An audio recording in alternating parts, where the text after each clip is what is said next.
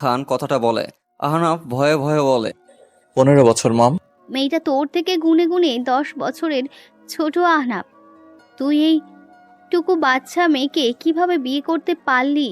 তোর বয়স 25 বছর আর মেয়েটা 13। তুই কি গাঁজা খেয়ে আজ বাসায় ফিরছিস? মম প্লিজ, আমাকে দেখে কি তোমার মজার মুড মনে হচ্ছে? আমি সিরিয়াস মম, আমি বিয়ে করছি। তুমি তো চাইতে আমি যেন বিয়ে করি। তাই বলে তোর থেকে 10 বছরের ছোট মেয়েকে নাকি? মালিহা খান ছেলের গালে একটা চর বসিয়ে দেয়। তারপর ছেলেকে জড়িয়ে ধরে মরা কান্না শুরু করে। বর্তমান আহনাফ রুমাইশাকে নিয়ে কাছেই একটা হসপিটালে আছে। সেখানে তার প্রিয় বন্ধু রাহুল অ্যাক্সিডেন্ট করে বেডে শুয়ে আছে। আহনাফ রুমাইশাকে রাহুলের পাশে বসতে বলে বাইরে যায়। প্রায় আধা ঘন্টা পর এসে একটা ব্যাগ হাতে ধরিয়ে দিয়ে বলে, রোমাইশা, জামা চেঞ্জ করে আয় যা। শরীর ঘেমে গেছে তোর, শরীরে মাটি লেগে আছে অনেক। আর কান্না করিস না রাহুল, ঠিক হয়ে যাবে। আমি সাথে করে নিয়ে যাব, ভাবিস না কিছু। ভাইয়া, রাহুল ভাইয়া কবে ঠিক হবে? আমি রাহুল ভাইয়ের সাথে কথা বলবো। আমি বাবাইয়ের কাছে যাব ভাইয়া। রোমাইশা স্টপ প্লিজ, একদম বাড়ির কথা আমার সামনে উঠাবি না। জামা চেঞ্জ করে আয়। আমি আজকেই রাহুলকে আমাদের সাথে ঢাকা নিয়ে যাব। ওখানে গিয়ে আমি যে হসপিটালে জব করি সেখানে ওকে ভর্তি করাবো। যা, ফ্রেশ হয়ে আয়, আমি খাবার নিয়ে আসছি। সকাল থেকে তো কিছু মুখে দিস নাই। ভাইয়া না খেলে আমি খাবো না। আমাকে তো ভাইয়া খাইয়ে দেয়, আমি একা একা খাইতে পারি না। ভাইয়া ভালো হয়ে আমি ভাইয়ার সাথে খাবো। আহনাফ রাগে একটা ধমক দেয়। রুমাইশা কাঁদতে কাঁদতে ফ্রেশ হয়ে এসে রাহুলের হাতে ধরে পাশে বসে পড়ে। আহনাফ একটা প্লেট করে বিরিয়ানি এনে রুমাইশার মুখের সামনে এক লোকমা ধরে। রুমাইশা ছোট ছোট চোখ করে তাকিয়ে বলে, আমি খাবো না ভাইয়া। রাহুল ভাইয়া বলেছে অপরিচিত কারো হাতে না খেতে। তারা নাকি ভুলিয়ে ভালিয়ে নিয়ে যায় আর টাকা দিয়ে অন্যের কাছে বিক্রি করে। আমি কি অপরিচিত কেউ? আনহাফ অবাক হয়ে কথাটা বলে। রুমাইশা মাথা নাড়িয়ে বোঝায় না। আনহাফ বোঝায় রুমাইশা ইচ্ছা করে এমন করতেছে। এত বড় মেয়ে ওকে বিক্রি করতে যাবে কোন দুঃখে? আহনাফ হালকা ধমক দিয়ে বলে, তাহলে আমি তোকে বিক্রি করতে যাব কেন? তোকে কেউ কিনবে না, বুঝলি? ক্লাস 10-এ পড়িস, কিন্তু তোর ভাই তোকে মানুষ করতে পারলো না। চুপচাপ খেয়ে নে তো, জ্বালাস না আমাকে। ভাইয়া না বললে আমি খাবো না। তুমি পরিচিত, কিন্তু তোমার হাতে তো কখনো খাইনি, তাই একটা কথাও বলবে না, আচ্ছা? আনহাফ জোর করেও রুমাইশাকে খাওয়াতে পারে না। প্রায় 4 ঘন্টা পর রাহুলের জ্ঞান ফেরে। তখন সময় দুপুর 2টা। রুমাইশা ভাইয়ার সাথে কথা বলতে চায়, কিন্তু মুখে অক্সিজেন মাস্ক থাকায় কথা বলতে পারে না। আনহাফ ডাক্তারের সাথে কথা বলে সব ঠিকঠাক করে নেয়। তারপর রাহুলকে বলে, তোর পিচ্চিকে একটু বল আমার হাতে যেন খাবার খায়। সকাল থেকে না খেয়ে আছে। আমি নাকি কিডন্যাপ করে ওকে বিক্রি করব, সেজন্য আমার হাতে খাবার খাইনি। রাহুল ওই অবস্থা হালকায় হাসে। রুমাইশা বলে হলেও দুষ্টুমি বেশি করে, আর সে তো খাবে না অন্যের হাতে, সেজন্য নানান গল্প বানিয়ে নেয়। রুমাইশা ভাইয়ার হাতে ধরেই বলে, ভাইয়া, আমি কি আহনাফ ভাইয়ার হাতে খাবার খাবো? তোমাকে অসুস্থ অবস্থায় দেখে আমাকে আবার বিক্রি করবে না তো? হরে ভাই, তোর বোন এমন জ্ঞান শূন্যহীন কেন? এ তো কেউ কিনবে না, তাহলে ওকে কার কাছে বিক্রি করব? তুই ওরে বোঝা, নয়তো না খেয়ে শুটকি হয়ে যাবে। যতই হোক বউ আমার, ডাক্তারের বউ না খাওয়ার জন্য মরে যাবে, এটা তো হয় না। রাহুল ইশারায় আহনাফের হাতে খেতে বলে। রুমাইশা খাবার খেয়ে বসে থাকে। প্রায় কয় মিনিট পর 3জন ছেলে মেয়ে আসে। রাহুলকে ওরা অ্যাম্বুলেন্সে উঠিয়ে দেয়। রুমাইশাকে অ্যাম্বুলেন্সে না নেওয়ার জন্য চিল্লাচিল্লি করতে থাকে। আহনাফ পড়ে যায় বিপাকে। এই মেয়েকে এখন কিভাবে সে বুঝাবে? রোমাইশা শান্ত হও, আমরা তোর ভাইয়ের কাছেই যাব। আর যারা তোর ভাইয়াকে নিয়ে গেল সবাই তোর ভাইয়ার বন্ধু ছিল। বড় হসপিটালে রাহুলকে ভর্তি করিয়ে দিব। আমি তোকে সাথে নিয়ে যাচ্ছি, চিন্তা করিস না। তুমি আমার ভাইকে মেরে ফেলবে না তো? তোমার বাবা যদি আমার ভাইকে খুন করে তাহলে? কিসব বলিস? বাবাই আমার উপর রেগে আছে, তোদের উপর না। ভয় নাই, আমি তোকে তোর ভাইয়ার কাছেই নিয়ে যাব। রুমাইশা এবার শান্ত হয়। কান্না করা বদ্ধ করে গাড়িতে ঘুমিয়ে পড়ে। প্রায় 6 ঘন্টা পর তারা ঢাকা এসে পৌঁছায়। রুমাইশাকে রাহুলের সাথে দেখা করে তারা নতুন বাসায় উঠে এসেছে। রুমাইশা মুখটা ছোট করে বলে, ভাইয়া, তুমি আমাকে এখানে আনলে কেন? আজ থেকে এখানেই থাকবি। রাহুল সুস্থ হলে ওকেও এখানে রাখবো, ওকে? রাত হয়ে গেছে, এখন ঘুমিয়ে পড়। সকালে তোকে রাহুলের কাছে দিয়ে আমি হসপিটালে যাব, কাজ আছে তো, তা করব। আমি কোথায় ঘুমাবো ভাইয়া? কেন আমার সাথে? আনহাব অবাক হয়ে কথাটা বলে, যদিও এখন তার সম্পর্ক চাহিদা নিয়ে ভাবতেছে না, কিন্তু বিয়ে যখন হয়েছে তখন তো অবহেলা করতে পারে না। রুমাইশা কাদু কাদু মুখে বলে, ভাইয়া বলেছে ছেলেদের সাথে এক বিছানায় না ঘুমাতে। আমি তোমার সাথে থাকবো না, আমি বাড়ি যাব। তুমি পচা লোক। হায় রে রাহুল, আমি কাকে বিয়ে করলাম ভাই? উফ, একা ঘুমাতে পারিস? আর তুই কি ছোট বাচ্চা নাকি? বিয়ে সম্পর্কে তো সব বুঝিস, তাই না? বাট আমি তোমার কাছে থাকবো না। তাহলে ওই রুমে গিয়ে ঘুমাও, দরজা লাগিয়ে দেওয়ার দরকার নেই। ভয় পেলে আমাকে ডাক দিস, কেমন? আচ্ছা। রুমাইশা অন্য রুমে গিয়ে ঘুমিয়ে পড়ে। আনহাব কিছুক্ষণ ল্যাপটপ নিয়ে কাজ করে রাত 11টার সময় ঘুমিয়ে যায়। রুমাইশা নতুন জায়গায় কখনো ঘুমাতে পারে না। এদিক সেদিন করে প্রায় 11:40-এর দিকে ঘুমিয়ে পড়ে। আহনাফ খান বাড়ির বড় ছেলে। ছোট বোন অনার্স প্রথম বর্ষে কেমিস্ট্রি নিয়ে পড়তেছে। মা মালিহা খান, বাবা অয়ন খান। চট্টগ্রামে একটা গ্রামে তাদের জন্মস্থান। বাবা একজন সুনামধন্য চেয়ারম্যান। দুবার থেকে লোকজন তাকে চেয়ারম্যান বানিয়ে রাখতেছে। মানুষ হিসেবে তিনি অনেক ভালো। মা প্রাইমারি শিক্ষক। আহনাফ 3 মাস আগে একজন ডাক্তার হিসেবে জয়েন করেছে। রুমাইশা চৌধুরী, বড় ভাই রাহুল চৌধুরী। বাকিটা গল্পে আস্তে আস্তে জানিয়ে দেওয়া হবে। আজ সকালে এক দুর্ঘটনায় রাহুল অ্যাক্সিডেন্ট করে বসে। তারপর থেকেই যত অঘটন ঘটলো। খুব ভোরে রুমাইশা ঘুম থেকে উঠে। সকালে ঘুম থেকে উঠে অভ্যাস রাহুল নিজেই করাইছে। সকালে উঠে নামাজ পড়া এটা রাহুলের রুলস ছিল। ভাইয়া, আহনাফ ভাইয়া ওঠো। আহনাফ ভাইয়া ওঠো, আমি ভাইয়ের কাছে যাব। এত সকালে কেউ ডাকে নাকি? যা তো ঘুমাতে দে। রাজ, আমাকে বিরক্ত করিস না, রাতে ঘুম হয়নি আমার। ভাইয়া, আমি রাজ না তো, আমি রুমাইসা। আনহাফ লাফিয়ে ওঠে ঘুম থেকে। সে তো ভুলেই গিয়েছিল সে এখন বিবাহিত। রাজ তার রুমমেট ছিল। 3 মাস তারা একসাথে থাকছে, কিন্তু রুমাইশা তাকে এত সকালে ডাক দেয় কেন সেটা বুঝে উঠতে পারে না। ঘুম ঘুম কণ্ঠে বলে, কি হয়েছে, এত সকালে ডাকলি কেন? মাত্র তো 5:20 বাজে, গিয়ে ঘুমা। এত সকালে তোকে উঠতে হবে না। আমি নামাজ পড়লাম, তুমি নামাজ পড়ো না ভাইয়া? কি? ওহ নো, সরি, আজকে আমার তো ঘুম থেকে উঠতে দেরি হয়ে গেল। শিট, জামাতের সাথে নামাজ পড়া লাগতো। তুই গিয়ে ঘুমা, আমি পড়ে নিয়ে যাচ্ছি তোকে। সকাল 8টা। আজকে বাহির থেকে খাবার এনে দুজনে মিলে খেয়ে নেয়। তারপর রুমাইশাকে সাথে নিয়ে হসপিটালে যায়। আনহাব রুমাইশাকে রাহুলের কাছে রেখে নিজের কাজে যায়। রাহুল এখন ঠিকমতো কথা বলতে পারতেছে। আনহাব চলে গেলে রাহুল রুমাইশাকে বলে, রুমাইশা, তুমি তো বাচ্চা মেয়ে না, তাহলে তুই আনহাবের সাথে এমন ব্যবহার করছিস কেন? তুই নাকি নিজের হাতে তুলে খাস না? আবার তোকে বিক্রি করবে এসব কি? হ্যাঁ, আর তোদের বিয়ে হলো হঠাৎ কিভাবে? কি আমি অ্যাক্সিডেন্ট করলাম আর এত কিছু ঘটে গেল কিভাবে? রুমাইশা ভয়ে ভয়ে রাহুলের থেকে দূরে সরে যায়। আসলে সে তো বাচ্চা না, কিন্তু বাচ্চামি কেন করতেছে সেটাই তো তার ভাইকে বলতে পারতেছে না। তাও হালকাভাবে বলে, না ভাইয়া, এমনি থেকে মজা করছিলাম। তুমি অসুস্থ, আমার ভালো লাগছে না, সেজন্য আহনাফ ভাইয়াকে একটু বিরক্ত করছিলাম। দেখছিলাম আহনাফ ভাইয়া আমাকে কিভাবে সামলায়। আচ্ছা, সেটা বুঝলাম। তাই বলে তোকে বিক্রি করার কথা বলবি কেন? ও তো ভাবছে তুই পাগল হয়েছিস। কয় মাস পর এসএসসি দিবি, তোর মুখে এসব কথা মানায়? মানুষ বুদ্ধি প্রতিবন্ধী ভাববে। সরি ভাই, আমি ইচ্ছে করে এমন করছি। আহনাফ ভাইয়ার তো জিএফ আছে, আমার এমন পাগলামি দেখলে নিশ্চয়ই ছেড়ে দিবে আমাকে। আর সেই জন্যই এমন করা। আহনাফ ভাইয়ার নাকি এইসব বাচ্চামি নাকি পছন্দ করে না, আমি সেটাই কাজে লাগিয়েছি। রাহুল চমকে ওঠে। রুমাইশা কিভাবে জানলো আহনাফের রিলেশনশিপের ব্যাপারে? আর একবার সে বুঝলো কেন আহনাফের সাথে এমন বাচ্চামি পাগলের মতো আচরণ করতেছে। রুমাইশা মোটেও বাচ্চা না, সে বিয়ে সম্পর্কে খুব ভালো করেই বোঝে। এসএসসি দিবে, এতে না বোঝার কি আছে? আর খাবার, সে তো মাসে একটাবার কারো হাতে খেতে পারে না, নিজেকেই তুলে খেতে হয়। রাহুল রুমাইশার দিকে তাকিয়ে ভুরু কুঁচকে বলে, আচ্ছা, এটা নিয়ে পরে কথা বলছি। কিডন্যাপ করবে এটা বুঝলাম, কিন্তু ভাত তুলে খাওয়ার ব্যাপারটা? তুই তো আমাকে বলেছিলি আহনাফ ভাইয়া নাকি কখনো কাউকে উঠিয়ে খাওয়াবে না। আমার সাথে চ্যালেঞ্জ করেছিলি, আর সেটার সুযোগ পেয়ে কাজে লাগিয়েছি। এখন বাজি অনুযায়ী আমাকে 10,000 টাকা দে। হায় রে কপাল, এখানে তোর ভাই মরতেছে আর তুই পাগলের মতো আনহাপের সাথে মজা করতেছিস। তোরা যে 2টা চর বসিয়ে দেয়নি এটাই অনেক ভালো। এখন এটা বল, হঠাৎ বিয়ে কিভাবে হলো?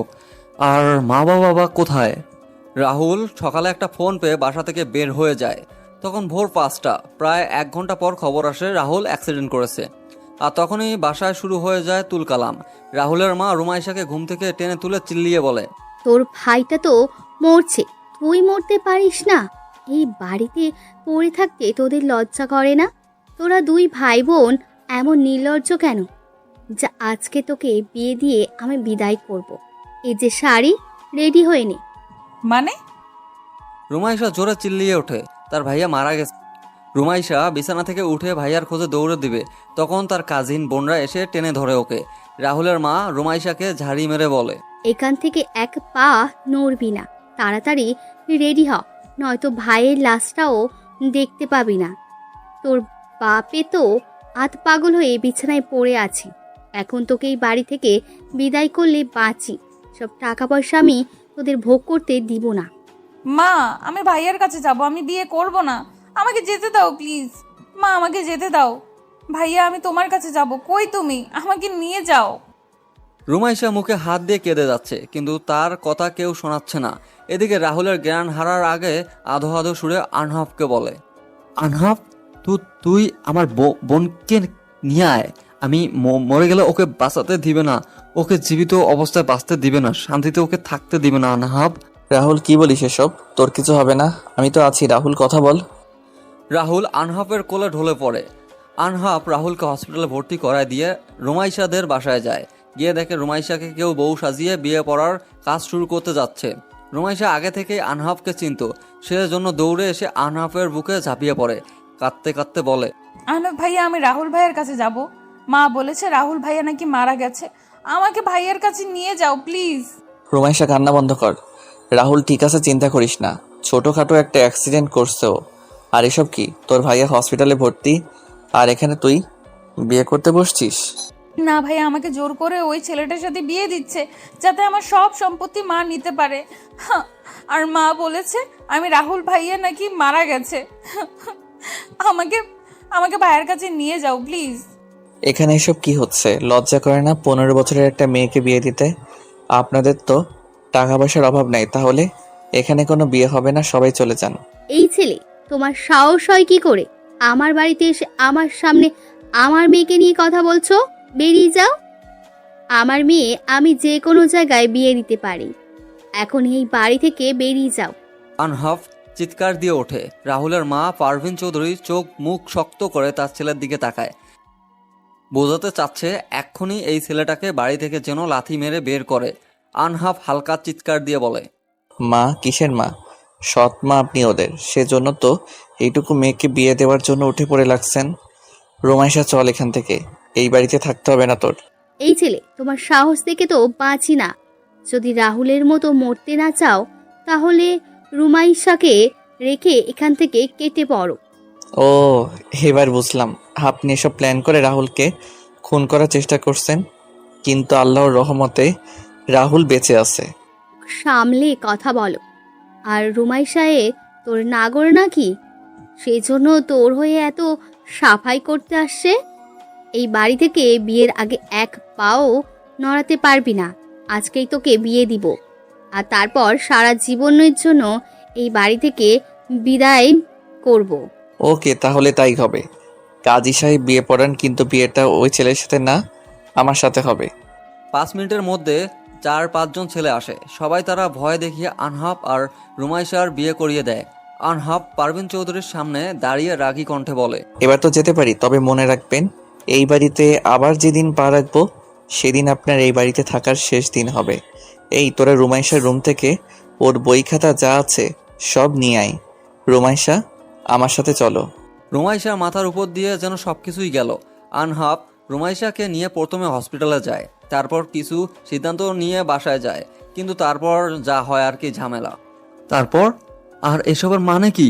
আমাকে তাহলে ইচ্ছা করে খুন করতে চাইছে? ভাগ্যের জোরে বেঁচে গেছি। বাট তুই তো চাইলে বিয়েটা না করতে এমনি বাসা থেকে বেরিয়ে আসতে পারতিস, বিয়ে করলি কেন? রাহুলের কথায় রুমাইশা রাগী চোখে তাকায়। সে সব বলবে নাকি? তার তো কিছু গোপন রাখার দরকার নাই। এসব বাদ দিয়ে রুমাইশাকে বলে, এসব বাদ দে ভাইয়া, এখন এটা বল, তুই হঠাৎ অ্যাক্সিডেন্ট করলি কিভাবে? আর এত ভোরে কোথায় ছিলিস? আহনাফ ভাইয়া বা এত তাড়াতাড়ি কিভাবে চট্টগ্রাম গিয়েছিল? ও হ্যাঁ, আমাকে ফোন দিয়ে বলা হয় আনহাফ নাকি অ্যাক্সিডেন্ট করেছে। তখন আনহাফের কাছে ফোন করেছিলাম, ওর ফোন অফ ছিল, সেই জন্য সকাল সকাল আমি বাসা থেকে বেরিয়ে আসি। বাট 20 মিনিট রাস্তা না আসতে একটা ট্রাক এসে জোরে ধাক্কা দেয়। ও, আর আহনাফ ভাইয়ের থেকে শুনিস নাই ও এত সকালে এখানে কি করছিল? বাকিটা আমি বলি। পিছন থেকে আনহাফ বলে ওঠে। রাহুলের মাথা নাড়িয়ে বোঝায় বলে। আনহাফ বলতে থাকে, আমাকে রাতে ফোন দিয়ে বলা হয়েছে রাহুল অ্যাক্সিডেন্ট করছে। আমি বোকার মতো রাহুলদের ফোন না দিয়ে ঢাকা থেকে তাড়াতাড়ি চট্টগ্রাম চলে আসি। আর পৌঁছানোর 5 মিনিটের মাথায় আবার একটা নাম্বার থেকে খবর আসে রাহুল অ্যাক্সিডেন্ট করে পড়ে আছে। তখন গিয়ে রাহুল তোকে আমি হসপিটালে ভর্তি করাই। তবে হ্যাঁ, মাঝখানে আমার ফোনটা চাপ লেগে অফ হয়ে গেছিল। আচ্ছা, বুঝলাম। তার মানে ইচ্ছা করে কেউ মারার প্ল্যান করেছিল। কেউ আবার কি? আমার মা বাবা ছাড়া কে হবে? সেটা না হয় হলো, বাট আমাকে 6-7 ঘন্টা আগে তোর অ্যাক্সিডেন্টের খবর কে দিছিল? আমার মনে হয় ভাইয়াকে কেউ বাঁচাতে চায়, সেই জন্য তোমাকে জানিয়ে দিছে কেউ ভাইয়া। কারণ তুমি একমাত্র যে রাহুল ভাইয়াকে ভালোবাসে, আর তুমি পাগলের মতো ভাইয়ার ফোনে ফোন না করেই চলে আসছো। ফোন করলে ভাইয়ার অ্যাক্সিডেন্ট হতো না। জানি না, কিছু মাথায় ঢোকে না। রাহুল আগে ঠিক হোক, তারপর এসব নিয়ে ভাবা যাবে। আচ্ছা রুমাইশা, এখন তুই বলতো। কি? রোমাইশা অবাক কণ্ঠে কথাটা বলে। সে কি বলবে? আনহাপ রাহুলের দিকে তাকিয়ে বলে, কাল আমার সাথে এমন ব্যবহার করছিস কেন? তোর ভাইয়া তো বললো তুই নাকি তার ছেঁড়া পাগল না, বুদ্ধি আছে, সব বুঝিস। তাহলে আমি তোকে বিক্রি করবে এসব বলে মাথা নষ্ট করছিস কেন আমার? আর আমার হাতে খাওয়ার মানে কি? তেমন কিছু না, রাহুল ভাইয়া মারা গেলে আমাকে কেউ আগলিয়ে রাখে সেটা দেখার জন্য। রোমাইশা এমন উত্তর আনহাপ আশা করেনি। রাহুল হালকা হাসে। সে হয়তো হালকা বুঝতে পারতেছে কেন এমন করতেছে রোমাইশা। রাহুল আনহাপকে বলে, হঠাৎ বিয়ে করলি কেন? তোর জি। আনহাপ রাহুলকে থামিয়ে দেয়। সে চায় না তার জিএফ এর সম্পর্কে রোমাইশা জেনে যাক, বাট সে তো জানে না। রোমাইশা সব জানে। আনহাপ বলে, তখন রাগ উঠছিল, সেই জন্য বিয়েটা করছি। ভাবছিলাম ওকে আমাদের বাসায় রাখবো, সেখান থেকে এসএসসিটা শেষ করবে, কিন্তু মম বাবাই আমার কথা না শুনে বাড়ি থেকে তাড়িয়ে দিল। ও আচ্ছা, ভাবিস না, সব ঠিক হয়ে যাবে। রোমাইশার তো 6 মাস পর এসএসসি এক্সাম। ওকে কোচিংয়ে ভর্তি করার ব্যবস্থা কর। আচ্ছা, আমি এসব ঠিক করে দেবো, ভাবিস না। রুমাইশা বাসায় যাবে নাকি এখানে থাকবা? হঠাৎ তুমি করে বলতে রাহুল আর রুমাইশা দুজনেই চমকে ওঠে। আনহাফ হালকা হেসে বলে, এভাবে আমাকে দেখার কি আছে? বউ হয় আমার বউ। তোর বোনের তো ভাষা ভালো না। তুই ওর 10 বছরের বড়, তাও তুই করে বলে। আর আমি তো এখন জামাই হই, তাই বলিস ভালোভাবে কথা বলে যেন। আমি তো আবার বউকে তুই করে বলতে পারি না, তাই না? অদ্ভুত তো, এই ছেলের মতলব কি বোঝা দেয়। জিএফ থাকতে আমার বোনের সাথে এত ভালো ব্যবহার করতেছে কেন? ও অসহায় বলে? রাহুল মনে মনে কথাটা বলে। রুমাইশা রাহুলের দিকে তাকিয়ে বলে, না, আমি ভাইয়ার কাছে যাব। রাতে বাসায় যাওয়ার আগে আমাকে নিয়ে যেও, তাহলেই হবে। পড়তে হবে আমাকে, আর ভাইয়ার কাছে তো রাতে ভাইয়ার বন্ধুরা থাকেই। বন্ধুরা? তোমার হবু ভাবি থাকে বুঝলে। তোমার ভাই তলে তলে টেম্পো চালায়। হ্যাঁ? আনহাফ হালকা হেসে রুম থেকে বেরিয়ে যায়। রুমাইশা জানতো তার ভাইয়ের জিএফ আছে, কিন্তু দেখে নাই কখনো। আজ শুনে তার দেখার আগ্রহ জেগে ওঠে। রাহুল রুমাইশাকে বলে, তুই কি কোনোভাবে আনহাফকে ভালোবাসিস? তোমার বন্ধু অন্য কাউকে ভালোবাসে ভাইয়া, সেটাই তো যথেষ্ট, তাই না? আমি ঘুমাবো, সরে যাও। লে, সবাই এমন কথা ঘুরিয়ে নেয় কেন? রুমাইশা রাহুলের কথায় পাত্তা না দিয়ে বেডের একপাশে ঘুমিয়ে পড়ে। প্রায় 2 ঘন্টা পর তার ঘুম ভেঙে যায়। রুমে কারো কথা শুনতে পেয়ে তাকিয়ে দেখে রাহুল ভাইয়ার বন্ধুরা আসছে। তাদের সাথে রাহুলের গল্প করতেছে। রুমাইশা উঠে বসে পড়ে। তারপর রাহুল সবার সাথে তার পরিচয় করিয়ে দেয়। রাত 8টার সময় আনহাব এসে রুমাইশাকে বাসায় নিয়ে যায়। বাসায় এসে আনহাব নিজে রান্না করে। তারপর যখন ঘুমাতে যাবে তখন আনহাব বলে, আজ থেকে আমার রুমে ঘুমাবে তুমি। কাল তো ন্যাকামি করছো, আজ এসব বাদ দিয়ে আমার রুমে যাও। রাহুল আসার পর ও পাশের রুমে থাকবে। রুমাইশা আনহাফের দিকে তাকিয়ে কিছুটা ঝাঁঝালো কণ্ঠে বলে, না, আমি থাকবো না। আমাদের বিয়েটা স্বাভাবিক বিয়ের মতো না। তাছাড়া আমার পড়াশোনা আছে, একদম বিরক্ত করবা না আমাকে। আমি এখন পড়তে বসবো। মিসেস, তুমি যা ভাবছো সেটা হবে না, সমস্যা নাই। তবে তুমি চাইলে তোমার ভাবনা সত্যি করতে পারি। কি রাজি আছো নাকি? আনহাব রুমাইশার কানে কানে কথাটা বলে। রুমাইশার শরীর যেন শিশির হয়ে ওঠে। কি নির্লজ্জ কথাবার্তা বলে ছেলেটা। রুমাইশা দাঁতে দাঁত চেপে বলে, এত অসভ্য কেন ভাইয়া? আমি তোমার কাছে ছোট সুন্দর করে কথা বললাম। বড়দের থেকে কিন্তু ছোটরা শিক্ষা নেয়। তুমি যদি এমন খারাপ কথা বলো, তাহলে ছোটরা কি শিখবে বলো? হ্যাঁ, ওরে এত জ্ঞান দিতে হবে না। তোমার উপর সম্পূর্ণ অধিকার আছে আমার, কিন্তু আমি সেটা এখন চাচ্ছি না। তবে আমার সাথে একই বেডে থাকবা তুমি, ওকে? যাও, আমার রুমে বই আছে, পড়তে বসো। মানুষকে বিশ্বাস করতে নাই। জিএফ থাকতেও আমার সাথে এত ভালো ব্যবহার করার মানে কি? আনাফ ভাইয়ার মনে যে কি চলছে কে জানে। তো কি ভাবিস? হ্যাঁ, যা পড়তে বস, আমি পড়া ধরবো। বেশি সময় নাই, ফাঁকিবাজ হলে চলবে না। চুপ, অসভ্য বেয়াদব। একবার তুমি আবার একবার তুই বলো কেন? হ্যাঁ, আমিও কিন্তু তুই করে বলবো। আচমকে এমন ঝাড়ি খেয়ে আনহাব থতমত খেয়ে যায়। এইটুকু বাচ্চা মেয়ে ওকে ঝাড়ি মারতেছে। আনহাব রুমাইশার দিকে এগিয়ে যেতে থাকে। রুমাইশা ভয়ে চোখ মুখ শক্ত করে বলে, দেখো ভাইয়া, আমি কিন্তু একটা বাচ্চা মেয়ে, আমি আপনার বাচ্চার বয়সের, আমার কাছে আসবেন না প্লিজ। Maisha, stop please. সব কিছুর একটা সীমা থাকা উচিত। এমন পাগলদের মতো ব্যবহার করিস কেন? আমি তোর জামাই হই, আর তুই নিজেকে আমার বাচ্চার বয়সের ভাবছিস? তা তুই তো আমার বউ, কয়টা বাচ্চা জন্ম দিলি? আনহাব রুমাইশার গালে একটা চর বসিয়ে দেয়। তারপর রাগী সুরে কথাটা বলে। রুমাইশা গালে হাত দিয়ে কাদু কাদু মুখ করে বলে, ভাইয়া আর এসব বলবো না প্লিজ, তবু আমাকে চট দিও না, আমার ব্যথা করছে। আমাকে কেউ চট দেয় না কখনো। আর একটা খা। আমি তোর কোন জন্মের ভাই হই? জামাইকে ভাই বলতে লজ্জা করে না? এসএসসি দিবি তাও বুঝিস না কোথায় কিভাবে কথা বলতে হয়? ভাইয়া আনহাব আবার একটা চর বসিয়ে দেয়। এবার রুমাইশা নিজে ঠিক রাখতে পারে না, ফুপিয়ে কেঁদে ওঠে। কান্না করতে করতে হিসকি উঠে যায়। আনহাব নিজে শান্ত করে রুমাইশাকে বেডে বসিয়ে দেয়। তারপর বুকের সাথে শক্ত করে জড়িয়ে নিয়ে বিড়বিড় করে বলে, এ কিভাবে বোঝাবো রুমাইসা? বিয়ে মানুষের একবারই হয়, সেটা তো বুঝতে চাচ্ছ না। আমি সম্পর্কটা ঠিক করতে চাচ্ছি তাড়াতাড়ি। আমার জিএফ আছে, বিয়ের পর জিএফ থাকলে সেটা পরকীয়া হয়ে যায়। তুমি বিয়ের সম্পর্কে বোঝো, তবু কেন এমন বাচ্চামি করছো? আমাকে মারছো? মা শুধু আমাকে ভালোবাসে না, সেই জন্য মারতো। তুমিও আমাকে ভালোবাসো না, কেউ আমাকে ভালোবাসে না। আমি বাসায় যাব। রাগ উঠছিল। আচ্ছা, আমাকে এটা বলো তো, তুমি কি কাউকে ভালোবাসো? রুমাইশা আনহাবের টি শার্টে নাক মুছে কথাটা বলে। আনহাব চোখ মুখ কুঁচকে বলে, এই মেয়েটা এই মাত্র কি করলো? সেটাই ভাবতেই যেন তার গা গুলিয়ে আসতেছে, কিন্তু কিছু বলল না। এমনি থেকে মেয়েটা কান্না করতেছে। শুনতে যাচ্ছি, বলো, কাউকে ভালোবাসো নাকি? একটা মেয়ে স্বামীর ভালোবাসা পাওয়ার জন্য ছটফট করে, আর আমি নিজে তোমাকে সম্পর্কটা স্বাভাবিক করার কথা বলছি। এমন দূরে থাকতে চাচ্ছ কেন? কারো দয়া চাচ্ছি না সেজন্য। তুমি যেদিন আমাকে ভালোবেসে চাইবা সেই দিন তোমার কাছে আসবো, প্রমিস। মানে? আমি ঘুমাবো। ঘুমাও। আনহাব রুমাইশাকে শুনিয়ে দিয়ে নিজেও শুয়ে পড়ে। আজকে আর পড়তে বসা হলো না তার। আনহাব ক্লান্ত ছিল, সেজন্য তড়িঘড়ি করে ঘুমিয়ে পড়ে। আনহাব ঘুমিয়ে গেলে রুমাইশা আনহাবের দিকে তাকিয়ে বলে, ভালোবাসা এমন কেন? তার ভালো থাকার জন্য নিজেকে কষ্ট দিতে হচ্ছে। তুমি আমার ভালোবাসা, ভালো থেকে অন্য কাউকে নিয়ে। তোমাকে ছুঁয়ে দিতে ইচ্ছে করছে, খুব বলতে ইচ্ছে করছে, প্রিয় আমাকে একটু ভালোবাসবে। আমি যে তোমার ভালোবাসার কাঙাল। রুমাইশা উঠে পড়তে বসে। প্রায় 2 ঘন্টা পরে আনহাবের পাশে এসে শুয়ে পড়ে। ভোরে আজানের ধ্বনি কানে আসতে ঘুম ভেঙে যায় আনহাবের। রুমাইশার দিকে তাকিয়ে দেখে মেয়েটা একদম গুটিসুটি মেরে শুয়ে আছে বেডের মাঝখানে। এমনভাবে জায়গা রাখছে যেন মাঝখানে আরো 2 জন শুয়ে থাকতে পারবে। এটাই বুঝি পবিত্র বন্ধন? 3 বছরের ভালোবাসা রেখে 2 দিনের স্ত্রীর প্রতি মুগ্ধ হচ্ছি কেন? এ কি আমার অন্যায় না? আমি কি তবে অন্যদের মতো চরিত্রহীন হচ্ছি? আনহাব নিজেই বিরক্ত হয় এসব ভাবতে।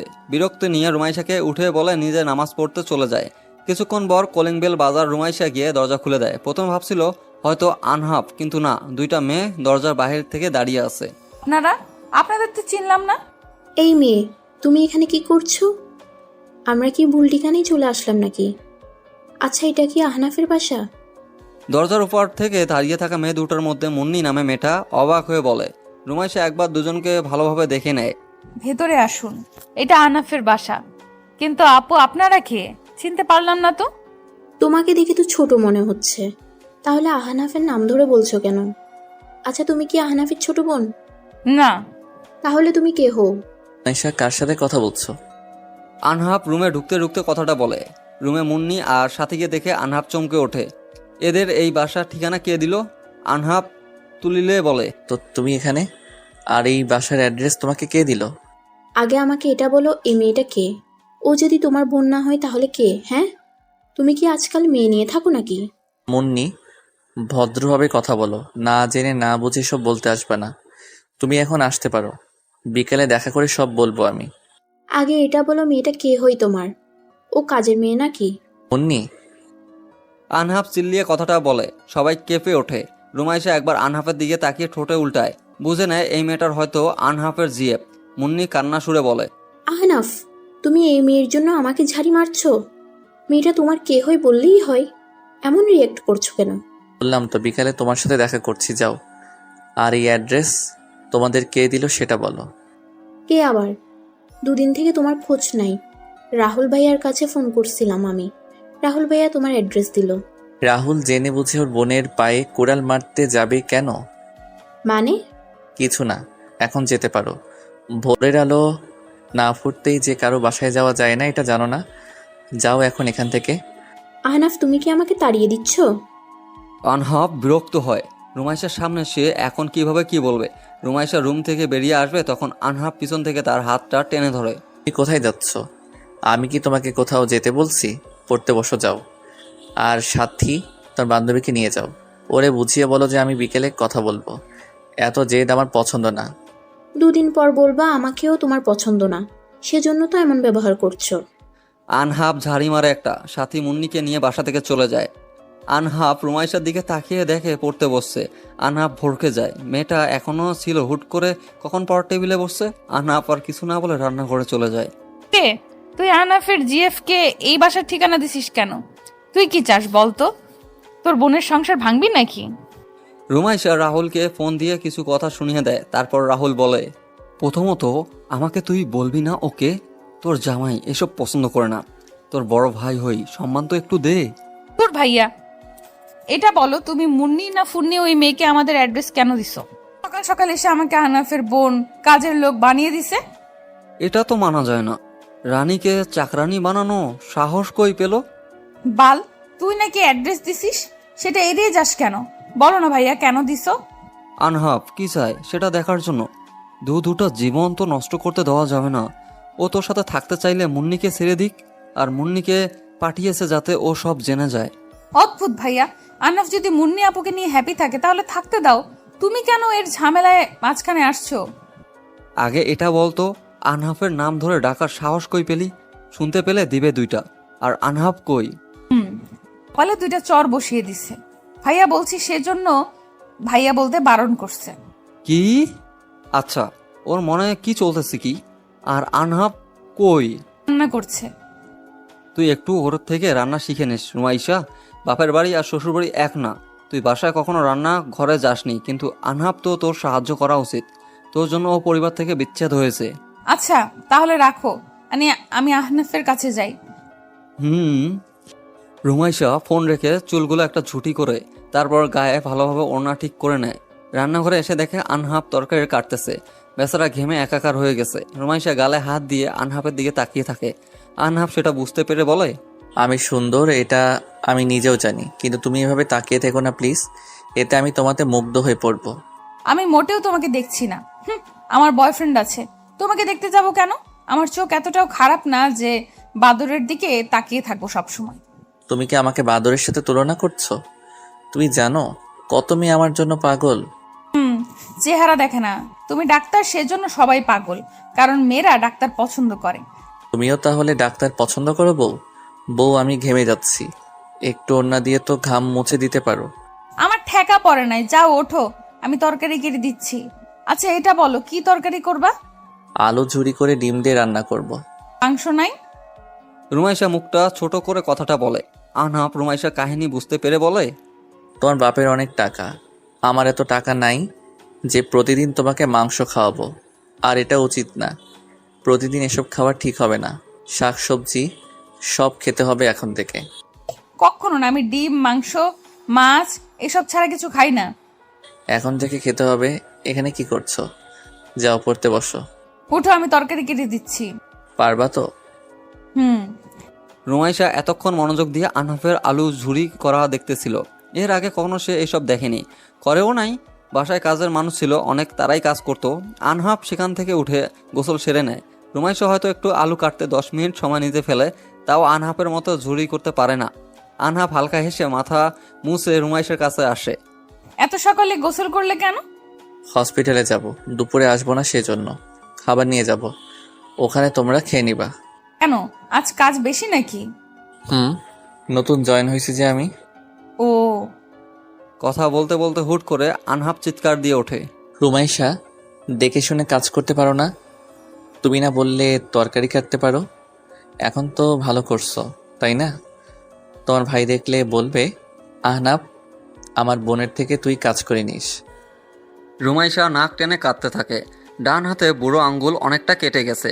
সে কখনো এসব করেছে নাকি? তার উপর আনহাব এমন বকাঝকা করতেছে। আনহাব তাড়াতাড়ি উঠে রুমাইশাকে রুমে নিয়ে যায়, হাতটা ভালো করে ড্রেসিং করে বেঁধে দেয়। আমি ইচ্ছে করে এমন করছি নাকি? তুমি এমন আমাকে কথা শুনিয়ে দিচ্ছ কেন? মা বাবা যেমনই হোক তারাই ভালো। আমি বাসায় যাব, ওখানে আমার কোনো কাজ করতে হয় না। সরি, কিন্তু তুমি কাজ পারো না এটা বললেই হয়। মিথ্যা বলছো কেন? কতটা কেটে গেছে দেখছো তো? জন্য এইভাবে কেউ বকাঝকা করে না। ভালো মানুষেরও কাজ করতে গিয়ে ক্ষতি হয়। আর আমি তো কাজ করি নাই, সেজন্য হাত কেটে গেল, কিন্তু তুমি সে কখন থেকে বকর বকর করছো। মাপ চাই। আসলে মেয়ে মানুষ মানেই প্যাচাল শুরু। একটা কথা টেনে টেনে বড় করে দেয়। আরে, এটাকে কেয়ারিং বলে গাধি, বুঝতে শেখো। কেয়ারিং বুঝি এইরকম বলে বলে হয়? জানতাম না, সরি। মাপ চাই বোন, বসে থাকো। আমি রান্না করে মুখে তুলে দিব। নিজ হাতে আর খেতেও হবে না, কেমন? আনহাব রান্না করার জন্য রান্নাঘরে যায়। রুমাইশা বিছানায় চোখ বদ্ধ করে শুয়েছিল। হুট করে বুঝতে পারে কোমরে কেউ নখ দিয়ে চাপ দিচ্ছে। তাড়াতাড়ি চোখ খুলে দেখে আনহাব কোমরে হাত দিয়ে তার দিকে এক দৃষ্টিতে তাকিয়ে আছে। রুমাইশা ভয়ে ঢোক গিলে তুতলিয়ে বলে, আহনাফ, কি করছো? এভাবে তাকিয়ে আছো কেন? প্লিজ সরো, আমার অসহ্য লাগছে, প্লিজ সরো। হুশ, চুপ। তুমি যখন আমার সামনে থাকো তখন এক অন্যরকম মাদকতা গ্রাস করে। তোমাকে ছুঁয়ে দিতে ইচ্ছে করে খুব। কি কি সব বলছো এসব? তুমি পাগল হয়ে গেছো নাকি? হাত সরাও আমার পেট থেকে, আমি কিন্তু চিল্লাতে শুরু করব। তুমি আমার ওয়াইফ, তোমার উপর আমার সম্পূর্ণ অধিকার আছে, তাই চিৎকার দিয়েও কোনো লাভ হবে না। আনহাব কোমর থেকে হাত সরিয়ে রুমাইশার পাশে শীত হয়ে শুয়ে পড়ে। তারপর আনহাব রুমাইশার কপালে একটা কিস করে ঠোঁটের দিকে তাকিয়ে যায়। ঠোঁটে হালকা স্পর্শ পেতেই রুমাইশা চোখ বদ্ধ করে চিল্লিয়ে ওঠে। কিছুক্ষণ পর চোখ খোলে, কারো অস্তিত্ব নাই। বুঝতে পেরে ভরকে যায়, দেখে আনহাব হাত মুছতে মুছতে তার দিকে এগিয়ে আসতেছে। কি হয়েছে, এভাবে চিৎকার দিলে কেন? এই সময়ের মধ্যে ঘুমিয়ে স্বপ্ন দেখছো? তুমি আমার কাছে আসছিলা তাই না? আমার পেটে হাত দিছো, আমার ঠোঁট। কি?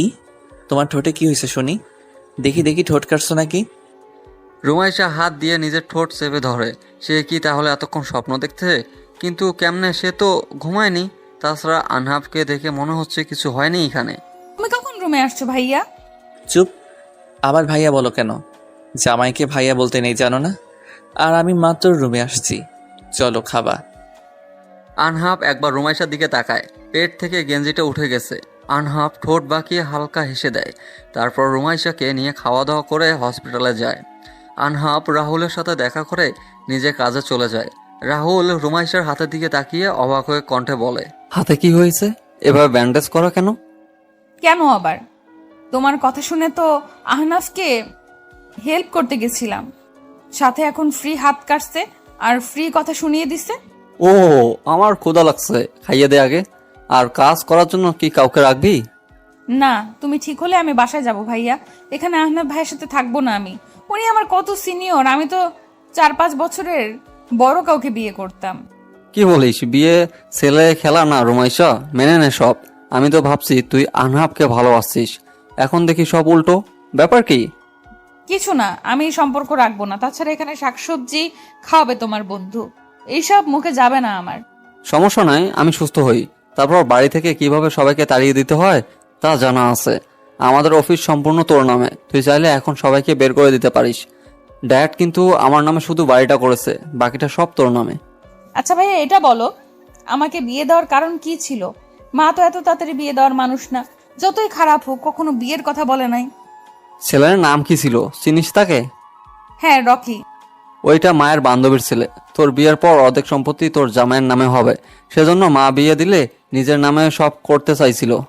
মানে তার মানে আহনাফ ভাইয়া আমার সম্পত্তির জন্য আমাকে বিয়ে করেছে? পাগলের মতো কি বলতেছিস? ও তোকে ওখান থেকে বাঁচাতে বিয়ে করেছে। ওকে ভুল বুঝছিস না। ও জানেও না সম্পত্তি কার নামে। রাহুল রেগে কথাটা বলে। রুমাইশা পাত্তা দেয় না সে দিকে। আর এখন একটা লক্ষ্য, পড়াশোনা করে বড় হতে হবে। 18 বছর পূর্ণ না হওয়া পর্যন্ত সম্পত্তি তার বাবার নামেই থাকবে। আর এর আগে বাবা মা মারা গেলে মা ভোগ করতে পারবে। আর 18 বছর পূরণ হলে সব রুমাইশার নামে চলে আসবে। ভাইয়া আমাদের বাবাকে এখানে নিয়ে আসতে হবে। বাবা অসুস্থ, মা যদি বাবাকে মেরে ফেলে? দেখো, মা সম্পত্তির জন্য তোমাকে মারার চেষ্টা করছে, বাবাকেও মেরে ফেলতে দুবার ভাববে না। ও নো, আমার মাথায় ছিল না এই কথাটা। আমি তো যেতে পারবো না। আনাপের কাজের জন্য ব্যবস্থা তুই একা যাবি। হ্যাঁ, একা ঘোরে আর অভ্যেস আছে আমার। তুই তাহলে থাক, আমি এটিএম কার্ডে লাখ দুয়েক আছে, এটা দিয়ে আমি চলবো। তোর কার্ড তো নাই, লাগলে বল, আমি আজ বাড়ি ফিরবো। আমার ভয় হচ্ছে তোর কিছু না হয়ে যায়। কিচ্ছু হবে না, টাকা নিবি নাকি বল? হসপিটালের বিল দেওয়া হয়নি, সব তো আনহাপ দিছে। টাকা ওরে দিস। ওকে, রাতে আমি বাসায় যাব, এখন একটু বাসায় গিয়ে ঘুমায় নেই। আচ্ছা। বাসায় এসে রুমাইশা শুয়ে পড়ে। ঠিক একইভাবে বুঝতে পারে কেউ গলায় কিস করতেছে। হালকা কেঁপে ওঠে, অন্য পাশ হয়ে শুয়ে পড়ে। কিন্তু না, স্পর্শ গভীর হতে থাকে। চোখ মেলে তাকিয়ে দেখে কেউ নেই। নিজেই নিজের মাথায় চুল টেনে বলে, বাল হচ্ছে কি আমার সাথে? আমি কি আহনাফকে নিয়ে বেশি বেশি ভাবছি? এই ছেলেটা আমাকে শান্তিতে ঘুমাতেও দিচ্ছে না। কি হয়েছে? দরজা খোলো। কতবার ফোন করছি, ফোন রিসিভ করো না কেন?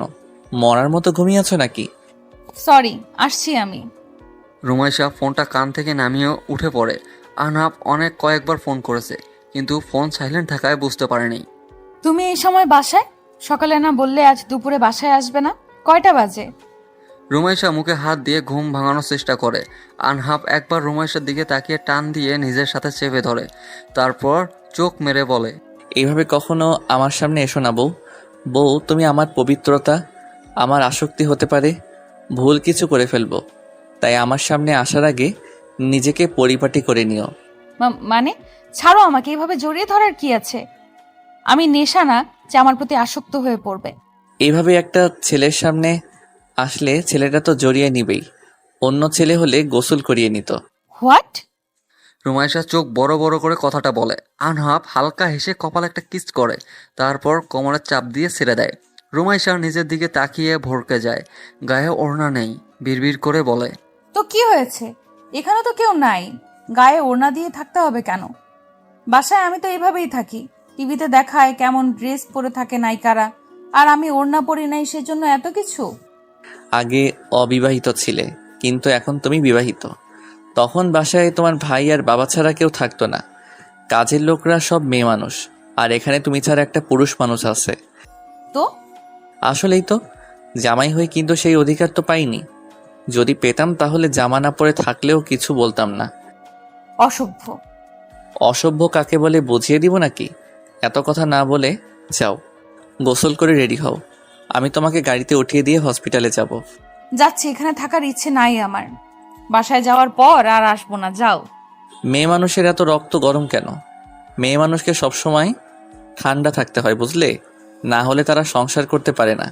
মেয়েরা সব সময় কেন চুপ থাকবে বলবা? ভুল না করেও ক্ষমা চাইতে হয়। আমরা মেয়েরা কি এত সস্তা? জানি না। আনহাপ বিরক্ত হয়ে যায়, কিছু বলে না। রুমাইশা গোসল করে খাবার খায়, তারপর আনহাপের দিকে তাকিয়ে থাকে। আনহাপ বুঝতে পারে রুমাইশা কিছু বলবে, সেজন্য বলে, কি বলবা বলো? আমাকে এত দেখতে হবে না, চোখ দিয়ে কি গিলে খাবা? এইভাবে নজর লাগালে আর কেউ তাকাবে না। সব সময় তোমার এইসব না বললে হয় না? ভাইয়ার চিকিৎসা করার জন্য এত টাকা খরচ হয়েছে। কেন? বলো কত? বর্তমানে সব মিলিয়ে 30,000 খরচ হয়েছে। আরও থাকবে, খরচ হবে, কারণ বেড ভাড়া তো দিতে হবে। তাছাড়া ডাক্তার দেখছে, রক্ত দিতে হচ্ছে। রক্ত ফ্রি দেয় না কেউ। একটা প্যাক 1,500 টাকা নিচ্ছে। খুব তো বলছিলে ভাইয়া নাকি গুরুতর আঘাত পায়নি, এখন 15 দিনেও তো বেড থেকে উঠতে পারবে না। সব মিলিয়ে কত টাকা লাগতে পারে? 50,000-এর মতো লাগবে। 7 দিন পর বাসায় নিয়ে আসবো, ওকে? আচ্ছা। রুমাইশা রেডি হয়ে নেয়, বাইরে গিয়ে দাঁড়িয়ে থাকে। সেটা দেখে আনহাপ বলে, ট্রেনে যাবা নাকি বাসে?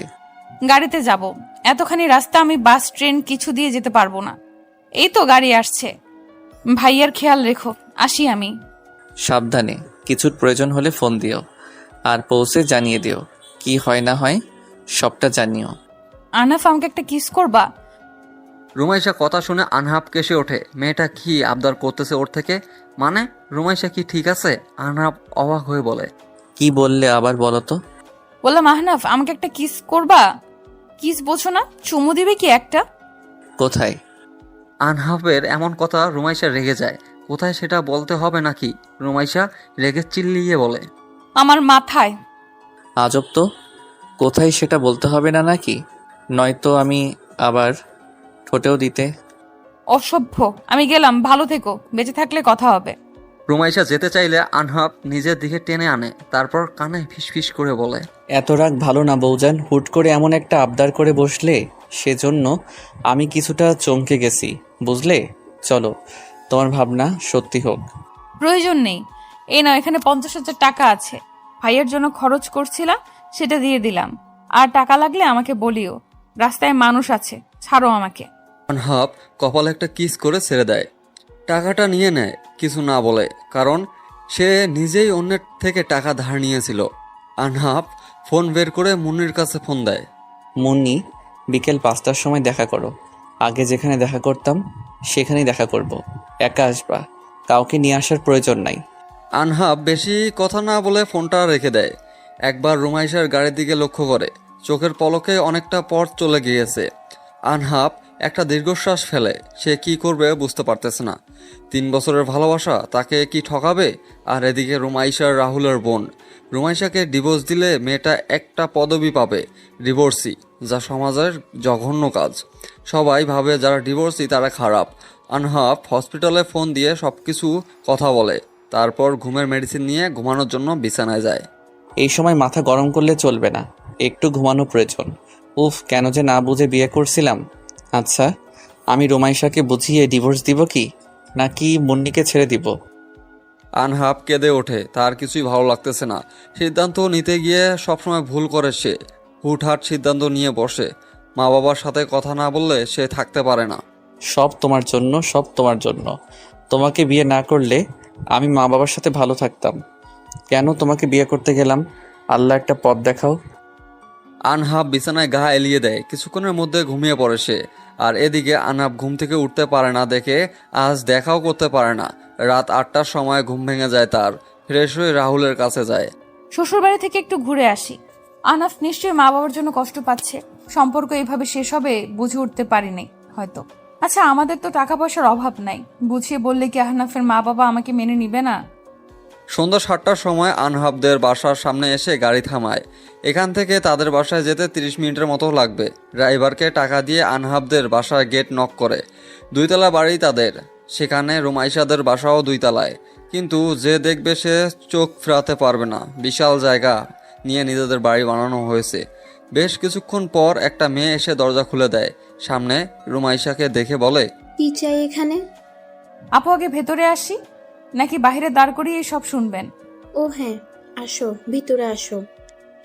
আব্বুর কাছে আসছো কি? আব্বু তো বাসায় নেই। না, সবার সাথে একটু কথা বলবো। আপনি আমাকে হয়তো চিনবেন না, কিন্তু আপনার বাবা মা আমাকে চিনবে। আরোহী, কে আসছে মা? একটা মেয়ে আম্মু, তোমাদের সাথে নাকি দরকার আছে। এইদিকে আসো, চিনো নাকি দেখো। এই মেয়ে আসো, ভিতরে এসে আগে বসো। তুমি? আহনাফ কোথায়? আবার কেন আসছো এই বাড়িতে? আমি না তোমাদের বারণ করছি? এই বাড়িতে আর কখনো আসবে না। তোমাদের দুজনের মুখ আমি দেখতে চাই না আর।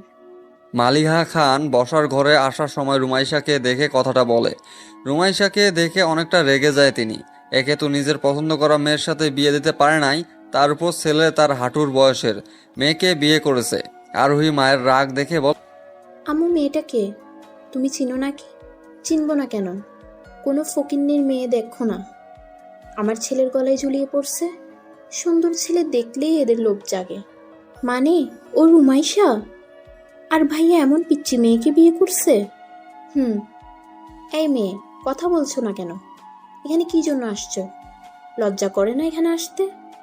আমাকে মাফ করবেন আন্টি। আপনার ছেলে আপনাদের জন্য মন খারাপ করে থাকে, কষ্ট পান উনি, হয়তো আপনাদের খুব ভালোবাসে, তাই দয়া করে ওনার সাথে কথা বলুন। এই জন্য তুমি আমাদের বাসায় আসছো?